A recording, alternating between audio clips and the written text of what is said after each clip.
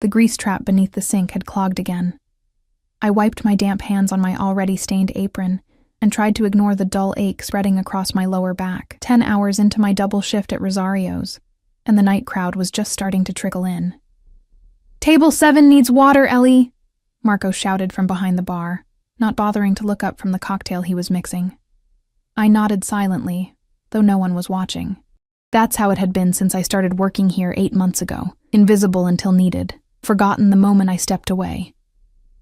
But the tips were decent, and Rosario's was only 3 blocks from St. Catherine's Hospital, where I spent my mornings caring for my 6-year-old son, Leo, with his shock of dark curls and eyes that crinkled at the corners when he smiled, the rare times he still could.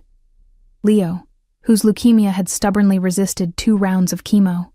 Leo, whose specialist had called me into her office yesterday to explain, with practiced sympathy, that his particular genetic markers made him an exceptionally challenging case. I filled a pitcher with ice water, the cold shocking my raw fingertips. When Dr. Mendez had suggested we explore comfort care options, the floor had disappeared beneath me. I'd begged her for alternatives, for experimental treatments, for miracles. "There's a trial at Johns Hopkins," she'd said hesitantly. "But it's prohibitively expensive, and the waiting list..." She'd trailed off, her silence completing the sentence. "Not for people like you."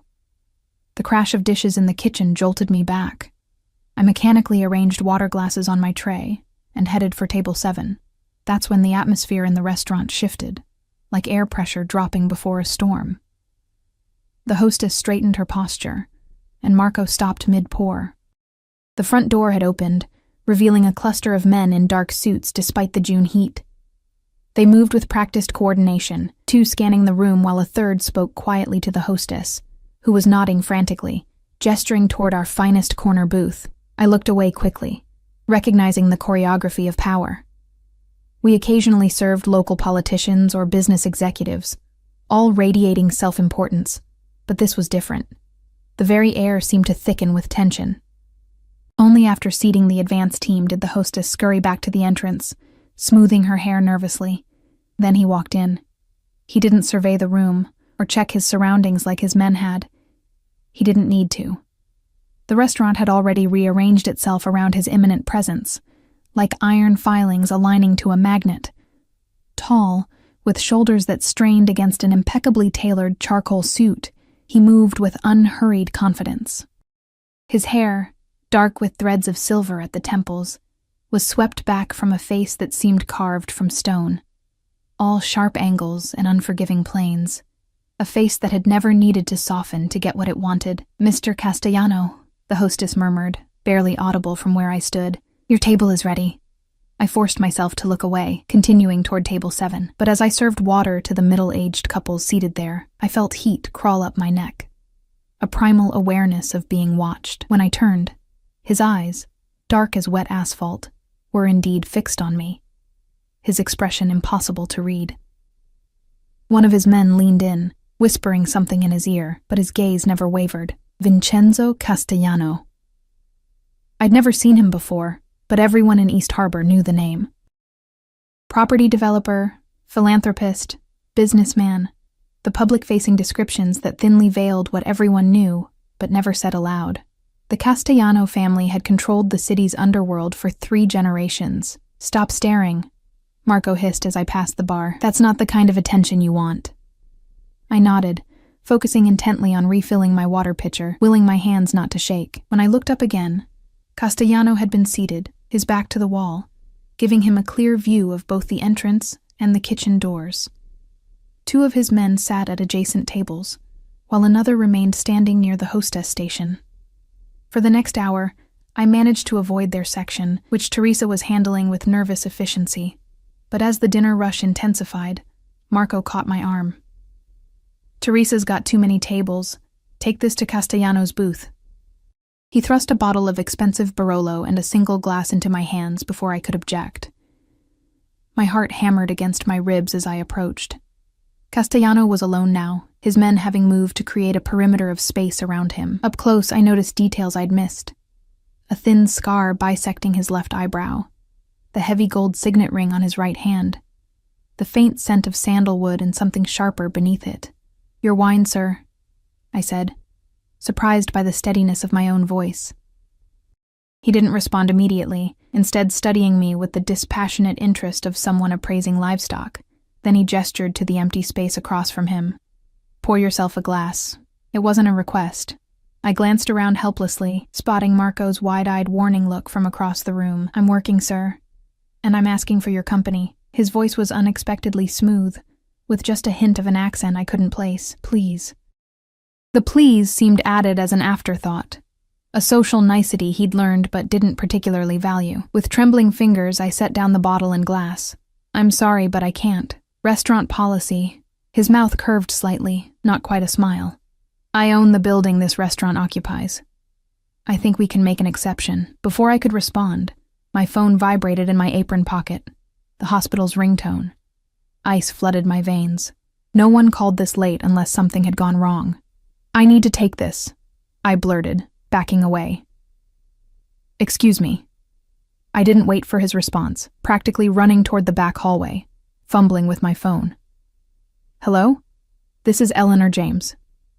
"Ms. James, this is Nurse Patel from St. Catherine's. I'm calling about Leo." The world narrowed to the sound of her voice, everything else fading to white noise. "He's spiked a fever of 104 and his blood pressure is dropping. Dr. Mendez is with him now, but we need you to come immediately." "I'm on my way," I whispered, already untying my apron. I burst into the kitchen, searching frantically for Marco or the manager. "I have to go. Emergency with Leo."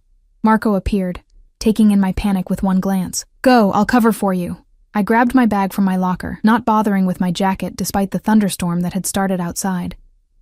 As I raced through the dining room toward the exit, I nearly collided with a solid wall of fabric and muscle, one of Castellano's men. "Excuse me," I gasped, trying to sidestep him. He didn't move. "Mr. Castellano wasn't finished speaking with you. My son is in the hospital," I said, desperation making my voice crack. I need to go to him now." The man's expression didn't change, but he shifted slightly, looking over my shoulder. I turned to find Castellano standing there, watching this exchange with inscrutable eyes. "Which hospital?" he asked. "St. Catherine's. Please, I need to—" He cut me off with a slight gesture to his man, who immediately stepped aside. Then he reached into his suit jacket and withdrew a business card, pressing it into my palm. His fingers were warm and dry against my clammy skin. "For when you need help," he said simply, then turned to another of his men. "Anthony, take her. Make sure she arrives safely." Before I could protest, the large man, Anthony, was guiding me toward the exit, where a sleek black SUV with darkly tinted windows was already pulling up, despite the no parking zone. The driver emerged with an umbrella, sheltering us from the downpour, as Anthony opened the rear door. "I can't," I started. "It's faster than waiting for a bus in this weather," Anthony said, his voice surprisingly gentle. "The boss doesn't like to be refused." Too desperate to argue further, I climbed in, clutching my bag to my chest. As the vehicle pulled smoothly into traffic, I finally looked at the card in my hand. It bore only a name and a phone number, embossed in simple black text on heavy cream stock. The rain lashed against the windows as we sped through the city, running yellow lights, the driver seemingly immune to traffic laws. I closed my eyes, picturing Leo's face, praying to a god I'd stopped believing in months ago. I didn't notice when the SUV stopped, only registering Anthony's voice. "We're here." I stumbled out, not waiting for the umbrella, letting the rain soak through my uniform as I ran toward the emergency entrance. Behind me, I heard Anthony call, "We'll wait." But I was already through the sliding doors, my world narrowing to fluorescent lights and the antiseptic smell of the hospital that had become more familiar to me than my own apartment. Nurse Patel met me in the corridor, her face grim. "Dr. Mendez is with him now. They've moved him to intensive care." "What happened? He was stable this morning." "His immune system is virtually non-existent, Ms. James. The infection moved fast." She guided me toward the elevator. "Dr. Mendez will explain everything." In the ICU, Leo looked impossibly small beneath the tangle of tubes and wires. His skin, already pale from months of illness, now had a grayish cast that made my heart stutter with terror. Mendez looked up as I approached, her exhaustion evident in the slump of her shoulders. "Eleanor," she said softly, "we've got him on broad-spectrum antibiotics, but his body isn't responding as well as we'd hoped." "What does that mean?" I whispered, already knowing the answer. "It means we're doing everything we can." The practiced phrase doctors use when they're running out of options. I sank into the chair beside his bed, taking his small hand in mine, careful not to disturb the IV. His fingers were cold, his breathing shallow. "The trial at Johns Hopkins," I said suddenly. "Could they?" Dr. Mendez shook her head. "Even if we could get him in immediately, which we can't, he's too weak to transport right now. There must be something. We're trying everything possible within our capabilities," she said, the careful emphasis making it clear what remained unsaid. The best treatments existed beyond our financial reach. Outside the glass walls of Leo's room, I could see Anthony standing in the hallway, his massive frame incongruous among the medical staff. Our eyes met briefly before he looked away, speaking quietly into his phone. I turned back to Leo, stroking his forehead, whispering the stories he loved even in his unconscious state. The monitor beside him beeped steadily, each tone a reminder that he was still fighting. Hours passed. Nurses came and went. Doctor. Mendes returned periodically, making adjustments to his medication. Around dawn, Leo's fever finally broke, and his oxygen levels stabilized, though he remained unconscious. "You should get some rest," Nurse Patel told me, placing a gentle hand on my shoulder. "There's a cot in the family room." I shook my head. "I'm staying here." She didn't argue, instead bringing me a blanket and a cup of bitter hospital coffee. As she left, I noticed Anthony was still in the hallway, though he'd changed position, our unexpected sentinel. When the morning shift changed, Dr. Mendez returned with another doctor I didn't recognize, older, with silver-rimmed glasses and a grave expression. "This is Dr. Klein," she explained. "He's the head of oncology." Dr. Klein nodded tersely. "I've reviewed Leo's case. The genetic markers making his leukemia resistant to standard treatments are challenging." The way he said challenging made my stomach clench, medical terminology for hopeless. "But," he continued, surprising me, "I've consulted with a colleague at Rosewood Private Hospital who specializes in precisely these variants. Dr. Sharma has had success with a combination therapy that isn't widely available yet." Hope flared painfully. Could Leo qualify for that treatment? The doctors exchanged a look I couldn't interpret. Dr. Mendez cleared her throat. "Doctor, Sharma has agreed to take Leo's case immediately, but Rosewood is private," I said slowly. "My insurance wouldn't—" "The financial arrangements have been taken care of," Dr. Klein said briskly. "We're preparing to transfer Leo this afternoon." "I don't understand." Dr. Mendez glanced through the glass wall to where Anthony still stood. "A private benefactor has made the arrangements. All you need to do is sign the consent forms." My gaze followed hers, comprehension dawning slowly. The business card still tucked in my pocket suddenly felt like it was burning through the fabric. "Castellano," I whispered. Dr. Mendez nodded almost imperceptibly. "I don't know the details. I just know your son now has access to the best treatment available. Don't ask questions you don't want answers to, Eleanor." As if summoned by his name, I saw Vincenzo Castellano himself appear at the end of the corridor, speaking quietly with Anthony. Even in the harsh hospital lighting, he radiated authority, his dark suit unwrinkled despite the early hour. His eyes found mine through the glass, holding my gaze for a long moment before he turned and walked away, leaving me with the sudden, terrible understanding that whatever he had done for Leo, it would come with a price I couldn't begin to imagine. Leo was transferred to Rosewood Private Hospital that same afternoon. The contrast between St. Catherine's and Rosewood was jarring, from the understated luxury of the marble-floored lobby to the private suite with its soft lighting and tasteful artwork. The pediatric oncology wing looked more like a high-end hotel than a hospital, with none of the institutional grimness I'd grown accustomed to. Dr. Sharma, a petite woman with intelligent eyes and a no-nonsense manner, walked me through Leo's treatment plan in meticulous detail. The specialized combination therapy she proposed was cutting-edge, still in late-stage trials at only a handful of institutions worldwide. "We'll begin immediately," she said, reviewing his charts. "The first 48 hours are critical. We need to stabilize his immune response before introducing the targeted therapies. I nodded, trying to absorb the technical information while stealing glances at Leo, who looked impossibly fragile against the pristine white sheets.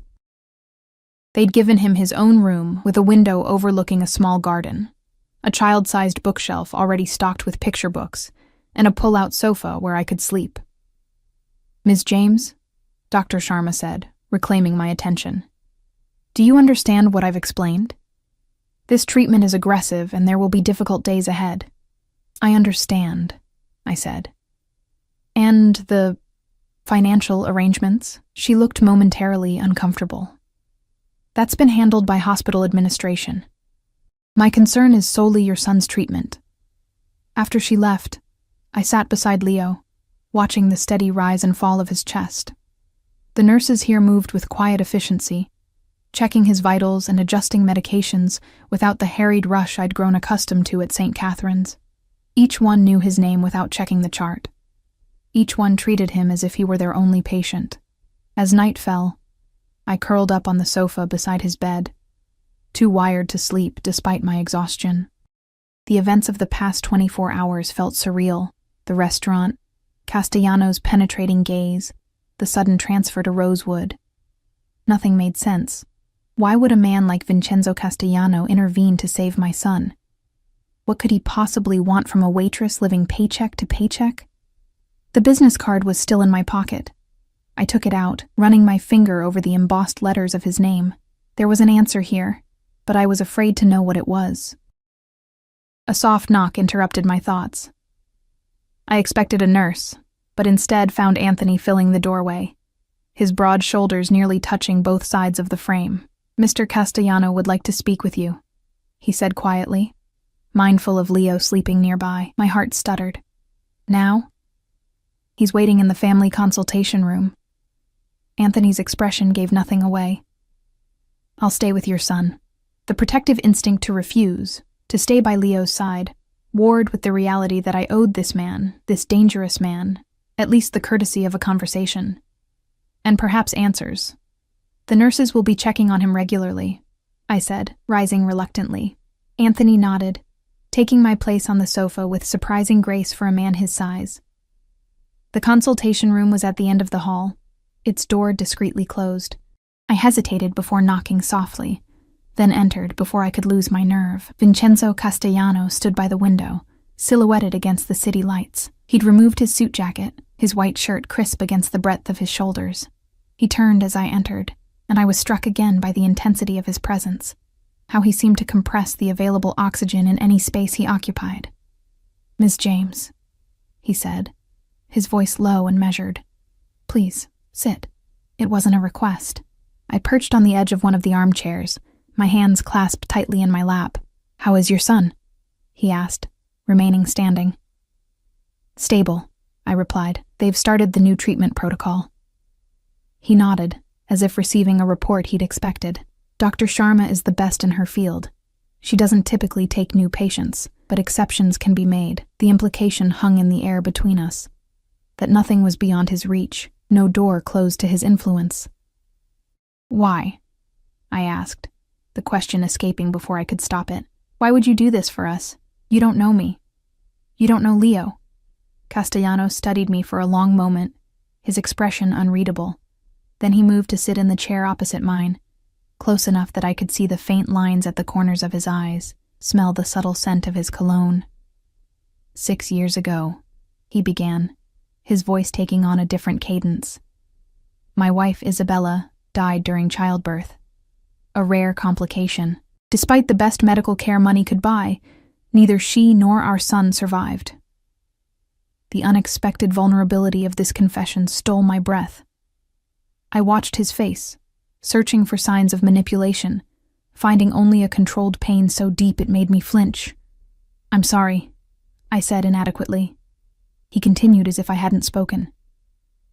"When Anthony told me about your situation, a single mother with a critically ill child, I was moved." The word seemed to cost him something to admit. No child should suffer for lack of resources that exist in the world. It sounded noble, altruistic even, but instinct told me there was more. That's very generous, but I've had you investigated, Eleanor. He interrupted, the casual use of my first name sending a chill down my spine. Leo's father abandoned you during your pregnancy. You worked double shifts throughout your degree program, graduated with honors despite every obstacle, only to put your career on hold when Leo became ill. You fought for him every step of the way. The violation of having my life examined without my knowledge burned through me. You had no right. I needed to understand who I was helping. He leaned forward, elbows resting on his knees. Your determination impressed me. Something in his tone made me look up sharply. There was admiration there, certainly, but something else too. A calculation, an assessment still in progress. What do you want from me, Mr. Castellano? I asked directly. A ghost of a smile touched his lips. Directness. Another quality I appreciate. He sat back, regarding me thoughtfully. For now, I want nothing except for you to focus on your son's recovery. And later we can discuss how you might express your gratitude. He said it without menace, yet a tremor of apprehension passed through me nevertheless. He noticed, his eyes narrowing slightly. I'm not a monster, Eleanor. I don't prey on desperate mothers or sick children. Then what do you do, exactly? The question was dangerous, stepping over an invisible line into territory I shouldn't acknowledge. His expression hardened. I protect what's mine. I keep order in my world. The particulars aren't your concern. I should have been terrified, but exhaustion and worry for Leo had worn away my self-preservation. If you're helping my son, it is my concern. I need to know what I'm agreeing to. For a moment, I thought I'd gone too far. Something dangerous flickered in his eyes, a glimpse of the man others feared. Then, unexpectedly, he laughed, a short, genuine sound of surprise. Most people know better than to question me, he said, studying me with renewed interest. Most people aren't watching you save their child's life, I countered. He conceded the point with a slight incline of his head. Fair enough. But for now, all I ask is that you accept this help for what it is. A chance for Leo to receive treatment he deserves. I wanted to argue further, to demand complete transparency about his motives, but exhaustion was overtaking me, clouding my judgment. And beneath it all was the undeniable fact that Leo was getting help he desperately needed. I should get back to him, I said finally. Castellano nodded, rising to his feet. Anthony will remain outside your son's room tonight. If you need anything at all, tell him. The implication that we were now under his protection was both comforting and unsettling. Thank you, I said, the words insufficient for saving my son, but necessary nonetheless. Don't thank me yet, Eleanor, he replied softly. We've only just begun. The cryptic remark followed me back to Leo's room, where I found Anthony standing sentry in the hallway, his presence both reassuring and a reminder that we were now tethered to Vincenzo Castellano in ways I couldn't yet comprehend. Days passed in the strange, timeless rhythm of hospital life. Leo began the intensive treatment regimen, suffering through the harsh side effects with a courage that broke my heart anew. I barely left his side, sleeping on the pull-out sofa, showering in the attached bathroom, accepting the meals that appeared with reliable regularity. Anthony was a constant presence outside Leo's door, occasionally relieved by another of Castellano's men, though he clearly preferred to stay himself. By the third day, Leo had taken to calling him the Giant, earning a rare, fleeting smile from the stoic bodyguard. On the fifth day, while Leo was sleeping after a particularly difficult treatment session, I stepped into the hallway to stretch my legs. Anthony was there, as always, though he'd ditched his suit jacket and loosened his tie in concession to the long hours. Does he ever let you go home? I asked, nodding toward the chair where he'd spent countless hours. I go where I'm needed, he replied simply, and right now he needs you to watch us. I couldn't keep the edge from my voice. Anthony regarded me steadily. The boss doesn't explain his decisions to me, but I've worked for him for 15 years, and I've never seen him take a personal interest like this before. The implications of that statement settled uncomfortably. How did you know? About Leo, I mean. I never mentioned him at the restaurant. The hospital called your phone while you were at our table, he said. After you left, Mr. Castellano was curious. He had me make inquiries, and then decided to intervene, just like that? Anthony shrugged his massive shoulders. He's a complex man, but he doesn't do anything without purpose. Before I could press further, the elevator at the end of the hall chimed, and Vincenzo Castellano himself stepped out. Unlike his previous visit, he wasn't in his usual impeccable suit, instead wearing dark jeans and a charcoal sweater that somehow made him look more approachable, while diminishing none of his authority. He carried a small gift bag in one hand. Anthony straightened immediately. They exchanged a brief nod before Castellano turned his attention to me.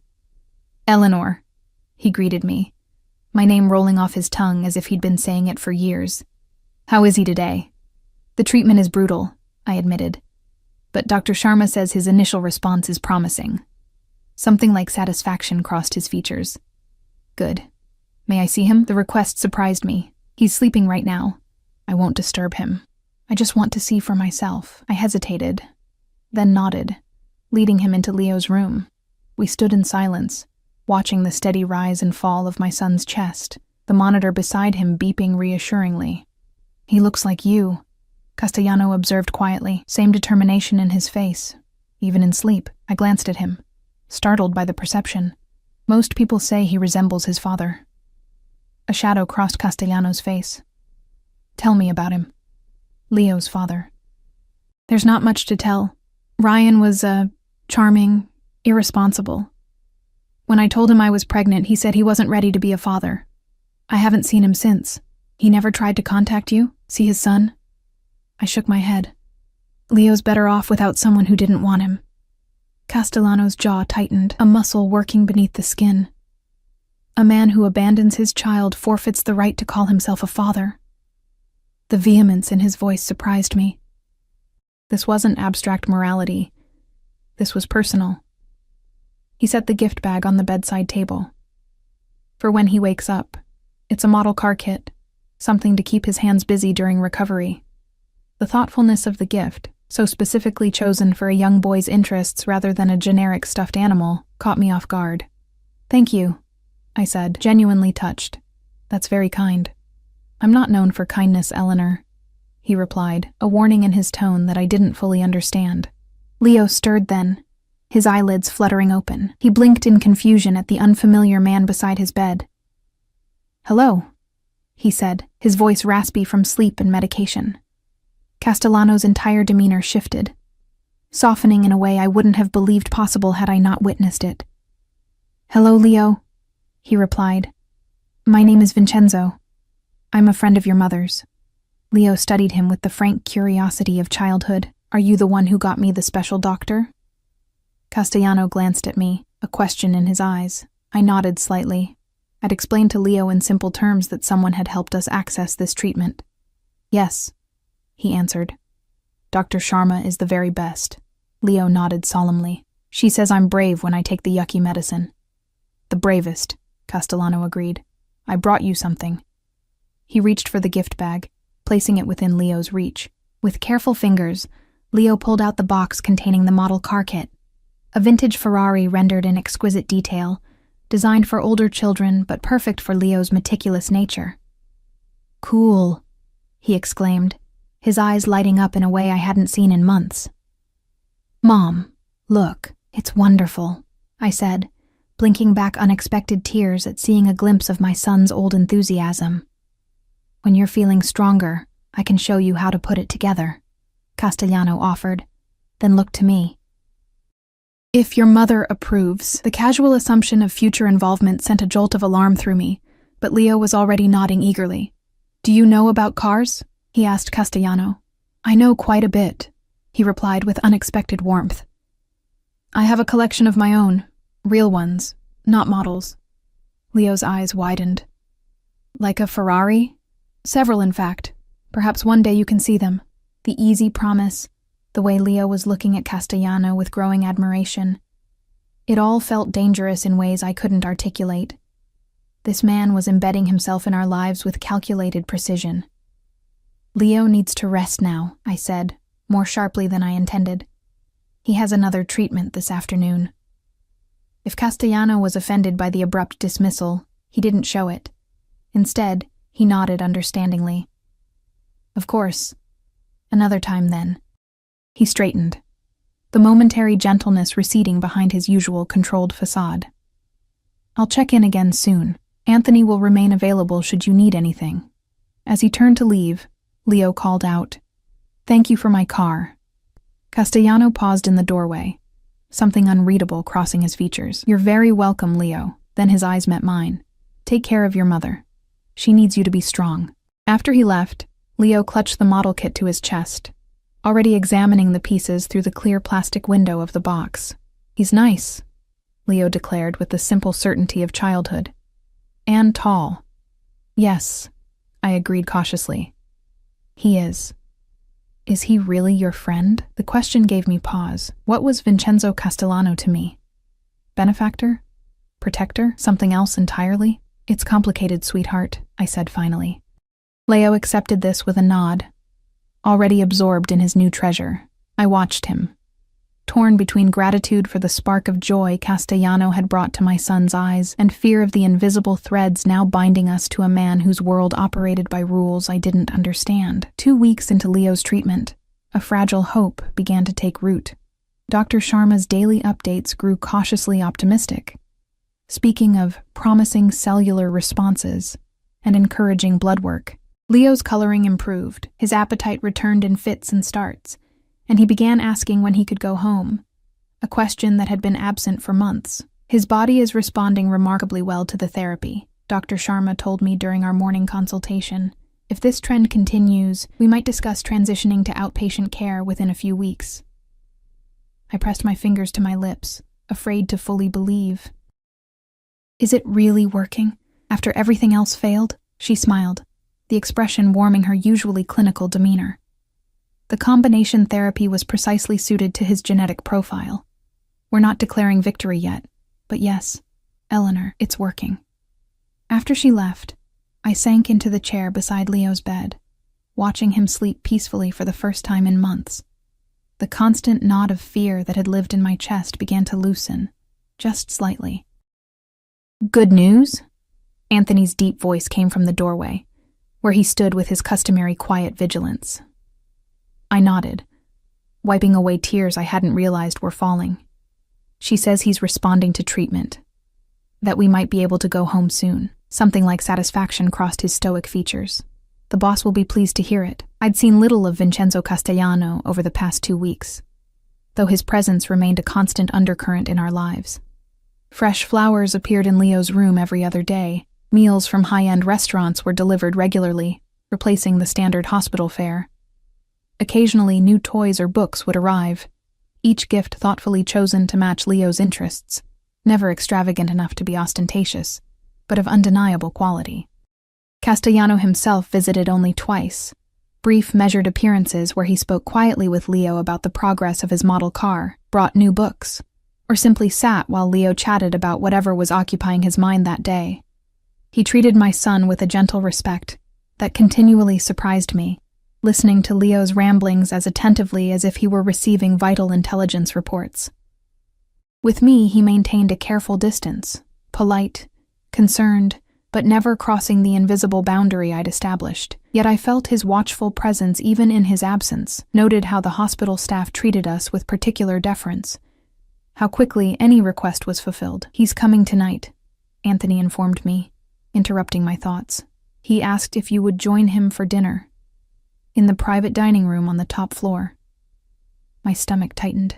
"I don't want to leave Leo." "I'll stay with him," Anthony offered, his tone suggesting this had already been arranged.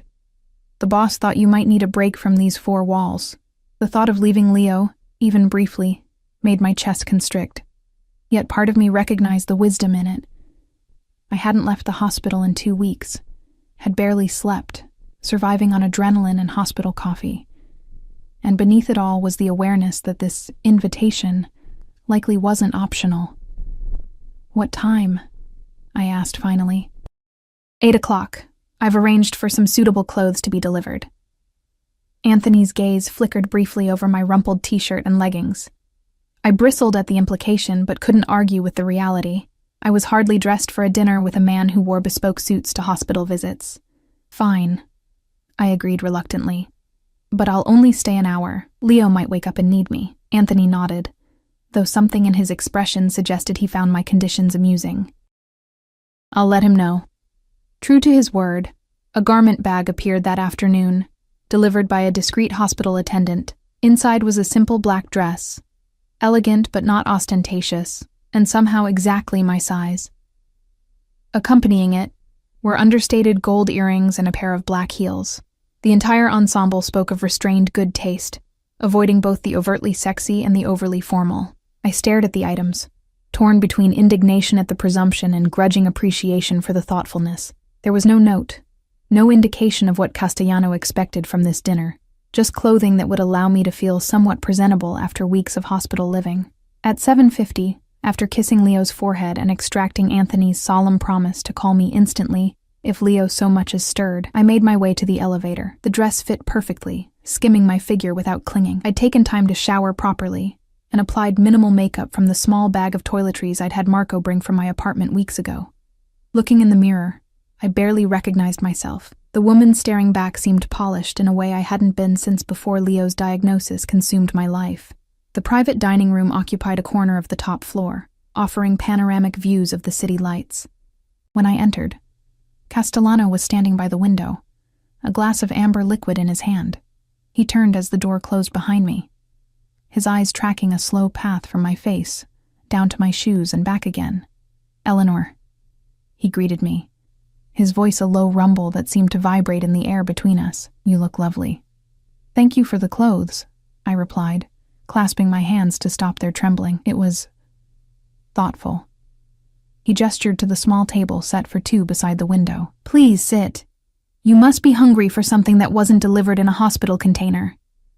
The table was elegantly set with fine china and crystal, a bottle of wine already breathing beside two glasses. A waiter I hadn't noticed stepped forward to hold my chair, then poured wine into my glass before discreetly withdrawing. I took the liberty of arranging the menu, Castellano said, taking his seat across from me. "I hope you don't mind." Under normal circumstances, I might have bristled at the high-handedness, but exhaustion had worn away my edges. And the truth was, after weeks of hospital food and takeout, the idea of a meal I didn't have to think about was appealing. "That's fine," I conceded, taking a small sip of the wine. It was rich and complex, probably costing more than I made in a day at Rosario's. "How are you holding up?" he asked, surprising me with the directness of the question. "I'm managing," I answered carefully. "Dr. Sharma says Leo's responding well to the treatment." "I know. I receive daily reports." He stated this as if it were the most natural thing in the world. "I meant you, Eleanor. How are you coping?" The unexpected focus on my well-being caught me off guard. "I'm fine." "Are you?" His dark eyes were disconcertingly perceptive. "You haven't left the hospital in 2 weeks. You barely sleep. You've lost weight you couldn't afford to lose." "I need to be there for Leo," I said defensively. "And who's there for you?" The question hung between us as the waiter returned, serving the first course, a delicate mushroom soup that sent a wave of hunger through me with its rich aroma. I didn't answer, focusing instead on the food, surprised by how ravenous I suddenly felt. We ate in silence for several minutes, the quiet punctuated only by the clink of silverware against china. "You're wondering why I've asked you here," Castellano said finally, setting down his spoon. I looked up, meeting his gaze directly. "Among other things." A smile ghosted across his lips. Directness again. Refreshing. He leaned back as the waiter cleared our plates and served the main course, perfectly seared scallops on a bed of risotto. "I wanted to discuss your situation once Leo is discharged." My guard instantly rose. "What about it?" "Your apartment is a 4th-floor walk-up in a building with questionable security and no elevator. Leo will need continued outpatient care, careful monitoring, and a clean, controlled environment during his recovery." His tone was matter-of-fact, as if reciting items from a report, which I realized with a chill he probably was. "We've managed before," I said stiffly. "Circumstances are different now. The treatment Leo is receiving requires careful follow-up care." He took a sip of his wine, watching me over the rim of his glass. I've arranged more suitable accommodation for you both during his recovery period. The presumption stole my breath. You've what? A townhouse not far from here. 3 bedrooms, secure building, doorman, close to Rosewood for Leo's outpatient appointments, and private enough to ensure his immune system isn't compromised. He spoke as if arranging people's lives was his natural right. Perhaps in his world it was. Mr. Castellano. Vincenzo. He corrected gently. After all we've been through, I think we can dispense with formalities. Vincenzo, I repeated, the name feeling strangely intimate on my tongue. While I appreciate everything you've done for Leo, and I do, more than I can express, I can't accept a house. Why not? The question was genuinely curious, as if my refusal was a puzzle he was trying to solve. Because it's too much. Because there are strings attached to gifts like that, and I don't know what they are yet. He set down his fork, giving me his full attention. You think I want something from you, don't you? His eyes darkened. What do you imagine I want, Eleanor? Sexual favors? Some sort of indentured servitude? The bluntness made me flush. I don't know what you want. That's the problem. Perhaps what I want is simple, he said, his voice dropping to a register that sent a shiver across my skin. Perhaps I want to ensure a child who has suffered needlessly receives the care he deserves. Perhaps I want his mother to have the support she needs to focus on his recovery instead of worrying about rent or medical bills or climbing 4 flights of stairs with groceries while caring for a sick child. Put like that, his offer sounded almost reasonable. Almost. And after Leo recovers, I pressed. What then? Something shifted in his expression, a momentary vulnerability quickly masked. Let's concern ourselves with that bridge when we reach it. The waiter reappeared to clear our plates and serve dessert, a delicate chocolate soufflé that would have delighted me under different circumstances. Why me? I asked, the question that had haunted me for weeks finally finding voice. Why Leo? There must be hundreds of sick children in this city whose mothers work in your restaurants or clean your office buildings. Why did you choose us? Castellano was silent for a long moment, his expression unreadable. When he spoke, his voice was different. Rougher, with the faint accent I'd noticed before becoming more pronounced. When I lost my wife and son, I lost my future, he said slowly. Everything I'd built, everything I'd fought for, suddenly it had no purpose, no inheritor. I became reckless, took risks I shouldn't have, made enemies I could have avoided. He paused, seeming to weigh his next words carefully. 3 years ago, I was nearly killed in an attempt on my life.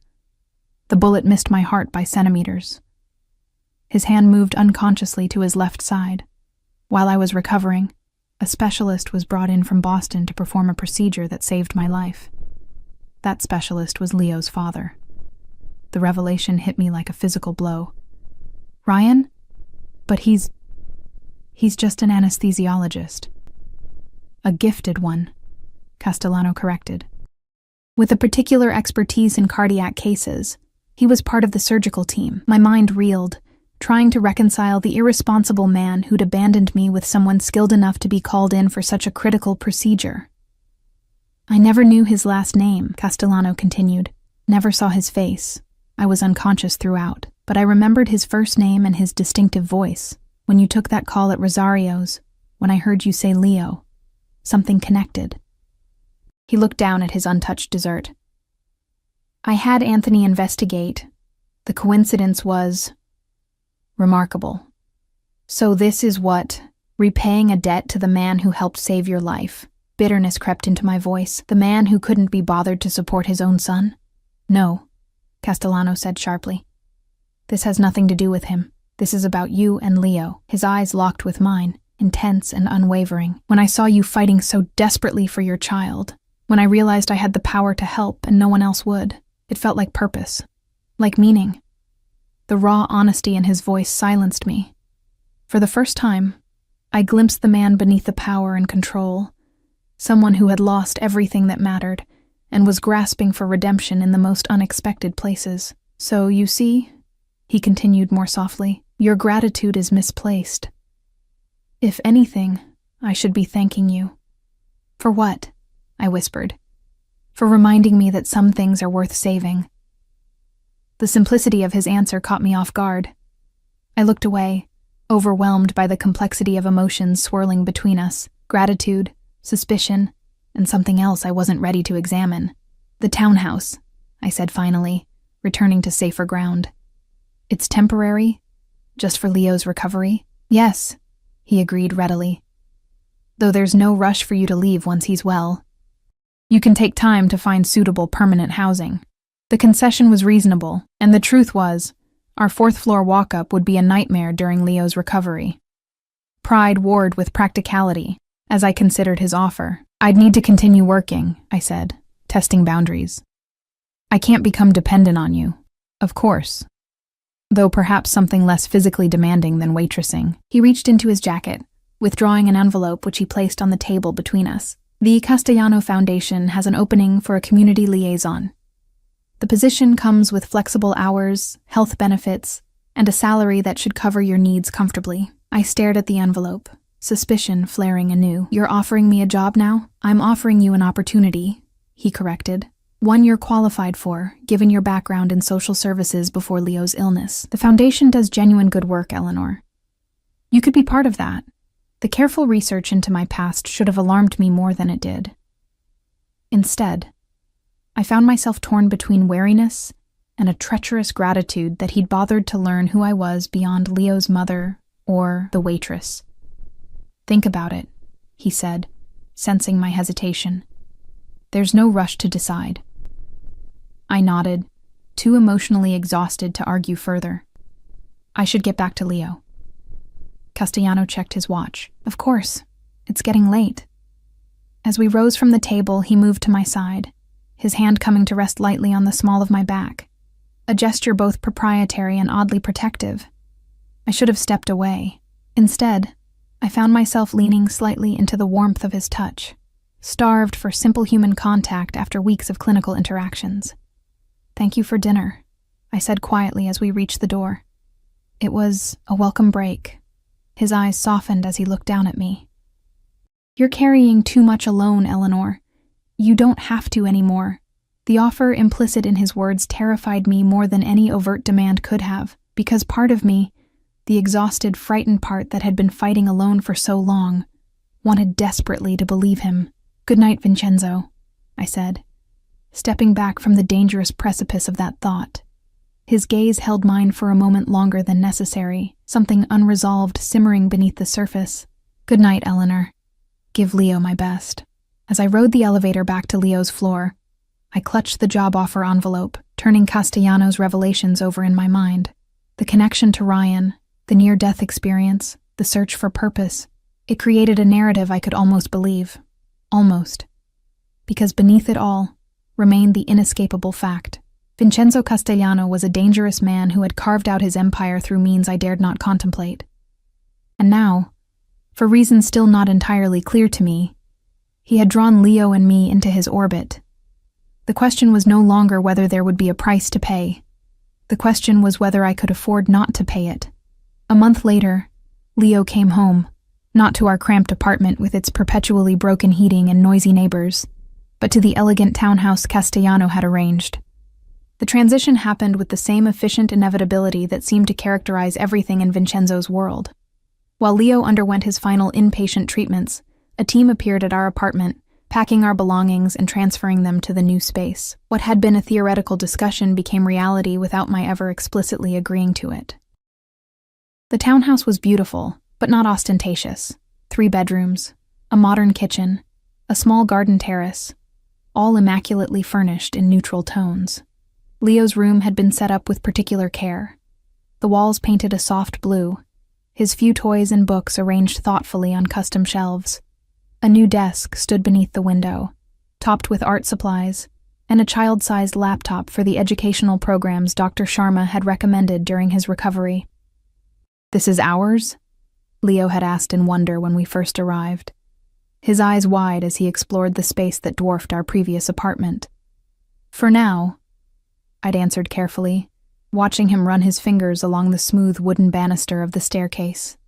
"While you get better?" That had been 3 weeks ago. Now, as I sat at the kitchen island reviewing quarterly reports for the Castellano Foundation, a job I had accepted with reluctant pragmatism, I could hear Leo's laughter drifting down from upstairs where Anthony was helping him with his model car collection, which had grown considerably since that first Ferrari. The transition had been surprisingly smooth. Leo's health improved steadily, his body responding to the innovative treatment protocol with a resilience that sometimes brought tears to my eyes. His hair was beginning to grow back, soft fuzz covering the scalp that had been bare for so long. His cheeks filled out, color returning to his once pallid skin. The weekly outpatient visits to Dr. Sharma brought consistently positive reports. My own transition had been more complicated. The job at the foundation was legitimate and engaging, involving community outreach programs that aligned with my education and values. My colleagues were professional and welcoming, seemingly unaware of the unusual circumstances of my hiring. I worked primarily from the townhouse, going into the main office only twice a week, while Leo was at his tutoring sessions. Another arrangement Castellano had made to help him catch up on the schooling he'd missed during his illness. Vincenzo himself remained a spectral presence in our lives, visible in the details of our new existence but physically absent for weeks at a time. I would receive texts checking on Leo's progress, occasional deliveries of books or toys that somehow always matched exactly what Leo had been talking about wanting. Security personnel maintained a discreet presence outside the townhouse, rotating shifts with military precision. Anthony had become a fixture in our daily routine, his stoic demeanor gradually softening around Leo until my son had declared him part of our family now, a statement that had rendered the massive bodyguard momentarily speechless, but Vincenzo himself kept his distance, as if recognizing that his physical presence disrupted the fragile normalcy we were building. I told myself this was a relief, that the complicated emotions he stirred in me were better left unexplored. Yet I found myself watching for him, attuned to any mention of his name, my pulse quickening whenever a black SUV pulled up outside. The sharp trill of my phone interrupted these thoughts. Glancing at the screen, I saw Dr. Sharma's number and felt the instinctive clench of anxiety that accompanied any call from Leo's medical team. "Dr. Sharma," I answered, fighting to keep my voice steady. "Is everything all right?" "Everything is excellent, actually," she replied, her typically reserved tone warmed by genuine pleasure. "I've just received Leo's latest test results, and I wanted to share them with you immediately." I gripped the edge of the countertop, scarcely daring to hope. "And?" "Complete remission, Eleanor. The treatment has been entirely successful. There's no detectable cancer in his system." The world tilted beneath me. "Remission?" I repeated, the word foreign and miraculous on my tongue. "You're sure?" "Absolutely certain. We'll continue monitoring him closely, of course, and he'll need to complete the full course of maintenance therapy. But yes, your son has beaten this." Tears spilled down my cheeks, emotions too powerful for words surging through me. After 2 years of fighting, of watching my child suffer, of preparing myself for the worst, this moment felt unreal. Thank you," I managed finally, "for everything. Leo is a remarkable child," Dr. Sharma said warmly, "and he has a remarkable mother. This victory belongs to both of you." She paused. "I've already notified Mr. Castellano, as per his standing instructions. I imagine he'll want to celebrate this news." Of course she had. In Vincenzo's world, information flowed to him first, regardless of conventional protocols. After ending the call, I sat motionless, letting the magnitude of the news wash over me. Leo was going to live. The nightmare that had consumed our lives for 2 years was ending. The future I'd been afraid to imagine was suddenly possible again. I wanted to run upstairs and gather Leo in my arms, to tell him the monsters in his blood were gone. But I remained rooted to the spot, overwhelmed by a strange mixture of joy, disbelief, and a sudden crushing awareness of debt. Without Vincenzo's intervention, this moment would never have happened. The treatment that saved Leo's life would have remained out of reach, a possibility we could see but never grasp. The sound of the front door opening cut through my thoughts. Heavy footsteps crossed the foyer, and then Vincenzo was there, standing in the kitchen doorway. He'd clearly come directly from a business meeting, dressed in one of his impeccable suits. but there was an unusual urgency in his movements, a barely contained energy radiating from him. "You heard," he said simply, his eyes searching my face. I nodded, unable to speak past the tightness in my throat. In 3 long strides, he crossed the kitchen and pulled me to my feet and into his arms. The embrace was unexpected, fierce in its intensity, his hand cradling the back of my head as he held me against his chest. I could feel his heart pounding through the fine fabric of his shirt, his breath warm against my hair. "He did it," Vincenzo murmured, his voice rougher than I'd ever heard it. "The little warrior won." The simple words broke something inside me. I sagged against him, sobs tearing free after months of careful control. He tightened his hold, supporting my weight effortlessly, one hand moving in soothing circles across my back. "It's over," I gasped between sobs. "It's really over." "Yes," he agreed, his lips brushing my temple in what might have been a kiss. "Now the healing begins." We stayed like that, locked together in a moment of shared triumph, until the sound of footsteps on the stairs broke the spell. I pulled back hastily, wiping at my eyes as Leo appeared in the doorway with Anthony hovering protectively behind him. "Mom, why are you crying?" Leo asked, alarm in his voice. Then he spotted Vincenzo and his face lit up. "Vincenzo! Did you come to see my new Lamborghini model?" Vincenzo turned to him, his expression transforming with a smile I'd never seen before, open, unguarded, almost boyish in its genuine delight. "I did, but I came for something even more important." He crouched down to Leo's level, a position I'd never seen him take with anyone. "Your doctor just called with some incredible news." Leo's eyes widened, darting between us. "What news?" "The treatment worked, sweetheart," I said, moving to kneel beside him, taking his small hands in mine. "Dr. Sharma says you're in remission. The cancer is gone." Leo stared at me, processing this information with the serious focus he applied to everything. "Gone? Like forever?" "We hope so," I said carefully. "You'll still need some medicine to make sure it stays away, but the worst part is over. I'm not sick anymore," he clarified, the concept seemingly too enormous to grasp. "You beat it, Leo," Vincenzo said, his voice rich with pride. "You fought harder than most grown men I know. And you won." A slow smile spread across Leo's face, then faltered. "Does this mean we have to leave here, go back to our old apartment?" The question caught me off guard. Before I could formulate a response, Vincenzo answered smoothly. "Not unless you want to. This is your home for as long as you need it." His eyes flicked to mine briefly. "Both of you." "Good," Leo declared with the absolute certainty of childhood.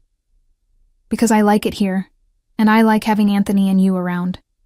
He turned to me, adding with devastating innocence, "Mom smiles more here." Heat crawled up my neck at the observation. Vincenzo's expression remained neutral, but something flickered in his eyes. Satisfaction, perhaps. "I think this calls for a celebration," he announced, rising to his feet. "Leo, what would you like to do to mark this occasion? Anything at all." Leo's face scrunched in concentration, the weight of such unlimited possibilities clearly overwhelming. Could we go see your real cars?" he asked finally, looking up at Vincenzo with hopeful eyes. "The ones you told me about?" A genuine laugh escaped Vincenzo, a sound so rare I started at the richness of it. "An excellent choice. How about Saturday? We can make a day of it." "Can Mom come too?" "Of course," Vincenzo replied, his gaze finding mine. "If she wants to." The question hung between us, weighted with meanings beyond a simple outing. This would be the first time we'd left the controlled environments of the hospital and the townhouse together. A step into Vincenzo's world, rather than the carefully neutral spaces he'd created for us. "I'd love to," I heard myself say, the decision made before I'd fully considered its implications. Leo whooped with excitement, and even Anthony's stoic expression softened into something approaching a smile. "Then it's settled," Vincenzo said, his hand coming to rest briefly on my shoulder, the warmth of his touch seeping through the thin fabric of my blouse. "Saturday it is." Saturday dawned clear and bright. The kind of perfect autumn day that seemed designed for new beginnings. Leo was up at dawn, too excited to sleep, repeatedly changing his outfit until he settled on jeans and his favorite blue sweater, the one that matched his eyes, Do you think he'll let me sit in them? He asked for the 10th time as I helped him tie his shoes. The Ferraris? I'm sure he will, I replied, smoothing his wild curls. Just remember to be careful. These are very expensive cars. I know, Leo said solemnly. Anthony told me some of them cost more than houses. The thought made me slightly queasy. The world Vincenzo inhabited was so far removed from our reality, or what had been our reality before he entered our lives. Sometimes I felt like we were living in a beautiful bubble that could pop at any moment, sending us crashing back to Earth. At precisely 10 a.m., a sleek black Bentley pulled up outside the townhouse. Anthony emerged from the passenger seat, opening the rear door as Vincenzo stepped out. He was dressed more casually than I'd ever seen him. Dark jeans, a charcoal cashmere sweater, and a leather jacket that probably cost more than my old car. The outfit should have diminished his aura of authority. Instead, it simply transferred it from boardroom power to something more dangerous, more visceral. Leo flew down the steps, barely restrained by my hand on his shoulder. We're ready. Vincenzo's smile was warm as he crouched to Leo's level. I can see that. And looking very handsome today. Leo beamed at the compliment, then looked past Vincenzo to the Bentley. Is this one of your special cars? Just a regular one, Vincenzo replied with mock seriousness. The special ones are waiting for us. He straightened, his gaze finding mine, something approving in his expression as he took in my simple outfit of jeans, boots, and a soft cream sweater. You look lovely. The compliment, delivered with quiet sincerity, sent an unwelcome flutter through my stomach. Thank you. Where exactly are we going? My house in Westmore, he replied, guiding us toward the car with a light hand at the small of my back. It's about an hour outside the city. The casual reference to what was undoubtedly just one of multiple properties should have reinforced the gulf between our worlds. Instead, I found myself curious about this glimpse into his private life, the spaces he inhabited when not orchestrating medical miracles or running his various enterprises. The drive passed pleasantly, with Leo chattering excitedly from his position between us in the back seat. Vincenzo answered his endless questions about cars with patient detail, revealing a depth of knowledge that went beyond mere collector's interest. Anthony drove with silent efficiency, occasionally meeting my eyes in the rearview mirror, with what might have been amusement at his boss's unusual animation. As we left the city behind, the landscape opened into rolling countryside, dotted with estates set far back from the road. Eventually, we turned onto a private drive that wound through immaculate grounds for nearly half a mile before revealing our destination. The house was not what I'd expected.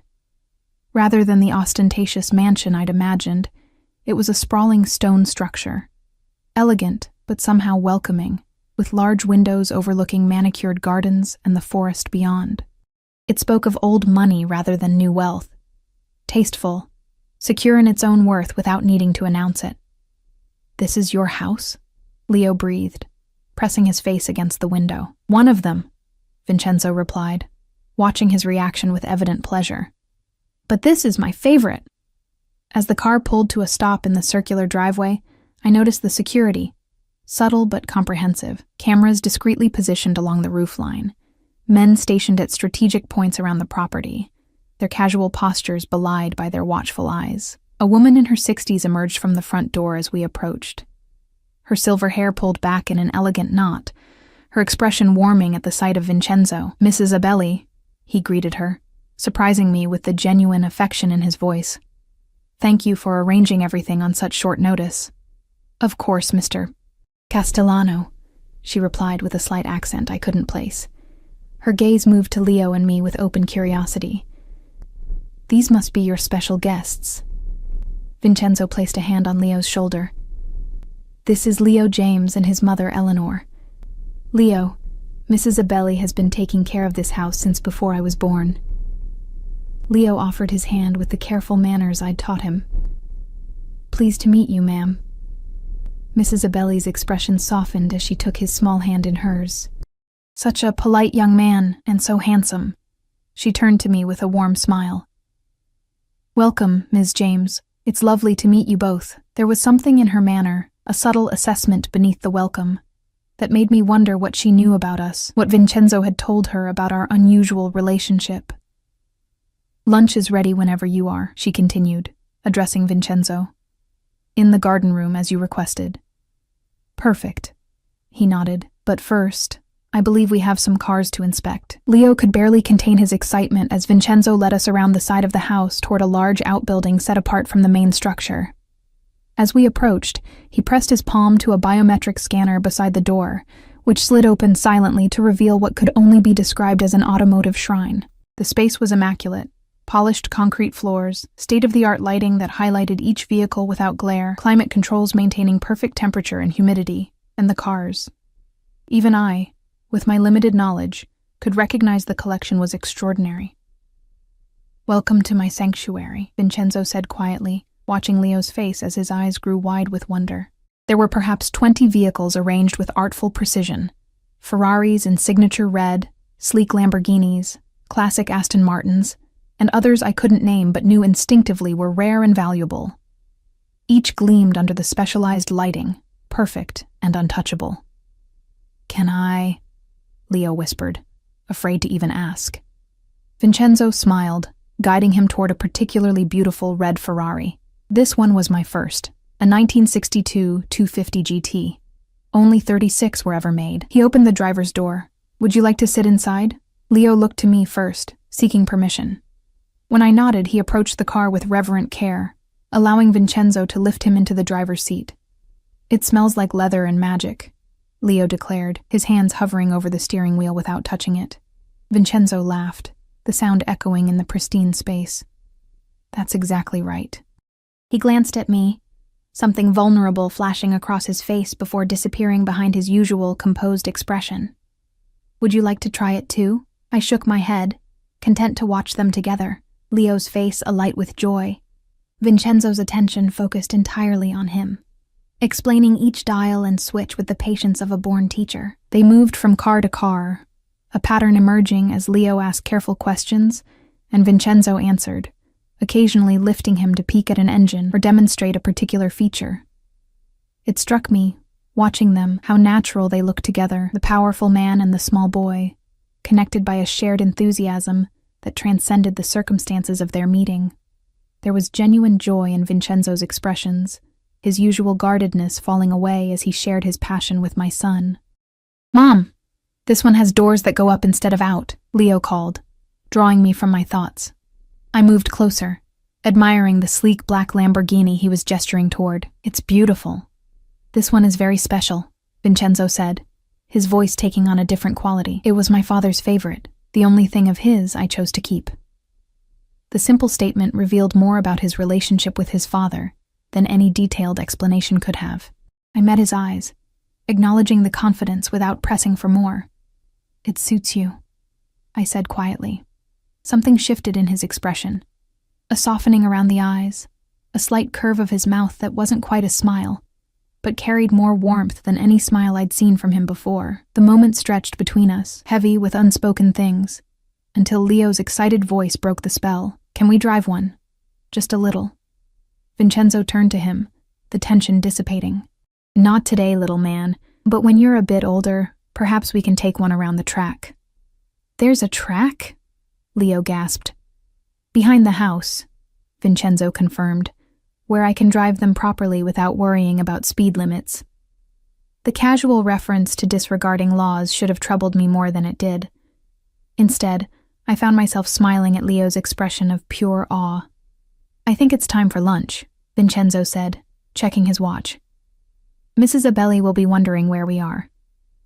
"And afterward, if you're interested, there's a surprise for you, Leo." "Another one?" Leo asked, eyes wide. "This is already the best day ever."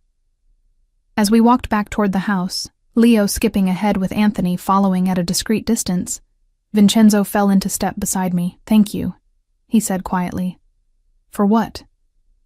"For trusting me with him today. I know it wasn't easy for you." The simple acknowledgement of my reservations caught me off guard. "He's happy," I said finally. "That's what matters." Vincenzo's hand brushed mine briefly, the contact sending an electric current up my arm. "And you? Are you happy, Eleanor?" The question was deceptively simple, loaded with implications I wasn't ready to examine. I looked ahead at Leo, his face tilted up to the autumn sun, his step lighter than I'd seen in years. "I'm getting there," I answered honestly. Vincenzo nodded, accepting this partial truth without pressing for more. "That's a start." The surprise turned out to be a miniature electric Ferrari, scaled perfectly for a child Leo's size. Painted the same vibrant red as its full-sized counterpart in Vincenzo's collection, it waited for us on a smooth paved area behind the house that served as a small practice track. Leo's face when he saw it was something I'll never forget. Pure, undiluted joy breaking across his features like sunrise. He turned to Vincenzo, speechless for perhaps the first time in his life. "Is that for me?" he finally managed. Vincenzo nodded, his expression softening in that way it only did around Leo. "To celebrate your victory. Every warrior deserves a chariot." Leo launched himself at Vincenzo, wrapping his arms around his legs in a fierce hug. For a moment, Vincenzo seemed startled by the physical affection, his body stiffening before he relaxed and placed a gentle hand on Leo's head. "Thank you," Leo whispered, his face pressed against Vincenzo's leg. Something shifted in Vincenzo's expression. A complexity of emotion I couldn't fully decode. Vulnerability and determination intertwined. His eyes met mine over Leo's head, seeking something. Permission, perhaps, or understanding. I nodded slightly, acknowledging what was happening between us. This strange family we were becoming against all odds and reason. The smile that curved his lips in response was unlike any I'd seen from him before, unguarded, almost tender. The rest of the day passed in a blur of happiness.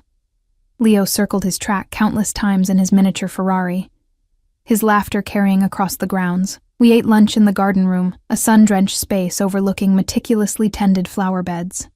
Mrs. Abelli had prepared a feast that catered perfectly to Leo's preferences, while still offering sophisticated options for the adults. Later, as the autumn afternoon began to fade, we explored the grounds, Leo racing ahead to discover a koi pond, a small orchard, a greenhouse filled with exotic plants. Vincenzo walked beside me, his usual intensity softened into something more contemplative. "You've built something beautiful here," I observed as we paused by the pond, watching Leo carefully feeding the fish with pellets Mrs. Abelli had provided. "It was Isabella's vision," he replied quietly. "The gardens, the greenhouse, those were hers. After she died, I nearly sold the place. Too many ghosts." His gaze traveled across the grounds. But then I realized it was all I had left of her. The rare personal disclosure hung in the air between us. She must have been remarkable. She was. A shadow crossed his face. She was innocent of who I was. What I did, I kept that world away from her. Sometimes I think that was my greatest kindness. And my worst deception. The implicit parallel to our own situation wasn't lost on me. "Is that what you're doing with us? Keeping worlds separate?" His eyes, when they met mine, were startlingly honest. "I've tried. But those boundaries are becoming less clear to me." The admission sent a complicated ripple of emotions through me. Apprehension, yes, but also a treacherous thrill of anticipation. "Vincenzo," I began, not sure what I intended to say. "Mom," Leo called, breaking the moment. "Look at the big fish. It's gold and white." The interruption was perhaps a mercy, forestalling a conversation neither of us was quite ready to have. Vincenzo's hand brushed mine briefly, a silent acknowledgement of what remained unspoken, before we joined Leo at the pond's edge. As twilight approached, Leo's energy finally began to flag, the excitement of the day catching up with his still recovering body. In the car heading back to the city, he fell asleep between us, his head eventually coming to rest against Vincenzo's arm. "He's had a perfect day," I said softly, watching my son's peaceful face. "Thank you for that." Vincenzo looked down at Leo, something fiercely protective in his gaze.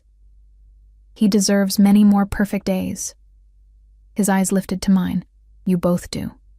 The intensity in his voice made my heart stutter.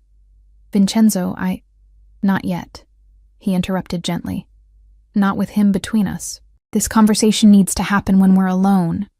The acknowledgement that there was indeed a conversation to be had, that the undercurrents between us were real and not simply my imagination, sent heat coursing through me. The remainder of the drive passed in comfortable silence. When we reached the townhouse, Vincenzo lifted the sleeping Leo from the car with careful strength, carrying him inside and up to his bedroom as if he weighed nothing. I followed, watching as he laid my son on his bed with a gentleness that belied his dangerous reputation. "Will you stay?" I asked as we descended the stairs. "For a drink?" The question was weighted with possibilities, and we both knew it. "Yes," he answered simply. In the kitchen, I poured us each a glass of the expensive whiskey he'd stocked in the bar cabinet. He took his with a nod of thanks, his fingers brushing mine deliberately during the exchange. "You've changed my life," I said finally, meeting his gaze across the kitchen island. "Leo's life. I don't know how to reconcile that with who you are, what you do." "And who do you think I am, exactly?" he asked, his voice carefully neutral. I took a steadying breath. "A man with power, dangerous power, the kind that doesn't come from legitimate business alone." He didn't flinch from the implied accusation. "Yes." The simple admission hung between us. "I should be afraid of you," I continued. "Perhaps." His eyes never left mine. "Are you?" "No," I admitted, "and that terrifies me more than you do." A ghost of a smile touched his lips. "You've never been afraid of me, Eleanor. Not even that first night at Rosario's. It's one of the things that drew me to you." "Is that what this is?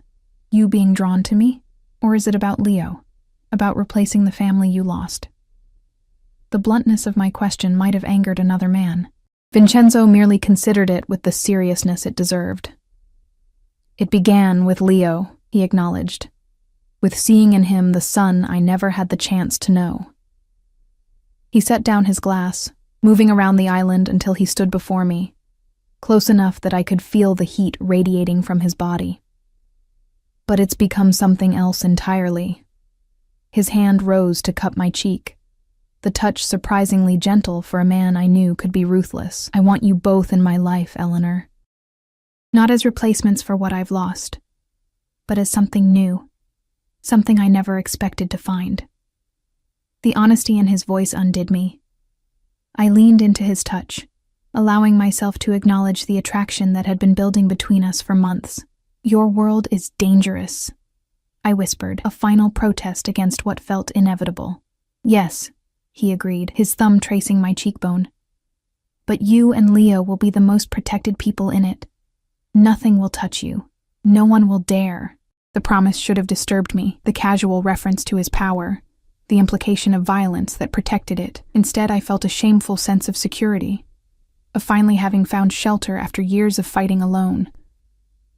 "I can't just be a possession," I said, needing to establish this boundary. "Another thing you own and protect." "Never that," he replied fiercely. "You challenge me, Eleanor. You question me. You see me. Not just what I want people to see. Do you know how rare that is in my world?" His other hand found my waist, drawing me closer. "I don't want your submission. I want your partnership."